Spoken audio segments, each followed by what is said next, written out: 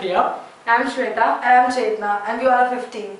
We are here to probe how force will act on a current carrying conductor kept in a magnetic field in zero gravity. In this, we have attached two springs on either side of a metal rod and which is suspended from a rigid support. A battery and a plug key are also attached to the two springs and this is kept in a magnetic field. When this apparatus is set on earth, the spring expands due to the weight of the rod and the rod experiences tension force. The sum of the tension forces nullifies the weight of the rod.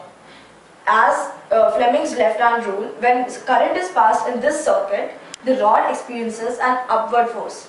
The sum of this force and the tension force is equal to the weight of the rod. The rod rises upwards and the spring contracts. When the key is unplugged, the spring expands and the rod comes back to its initial position. I wonder what will happen when we put this apparatus in zero gravity.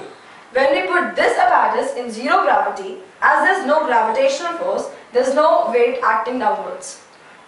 So the only force acting is IBL due to the magnetic field. So the rod rises and the spring contracts. When the key is unplugged, the rod, unlike on Earth, does not return to its initial position and the spring will remain contracted. This experiment may not seem useful in daily life, but the simple experiment might be used in production of big machineries. Thank you.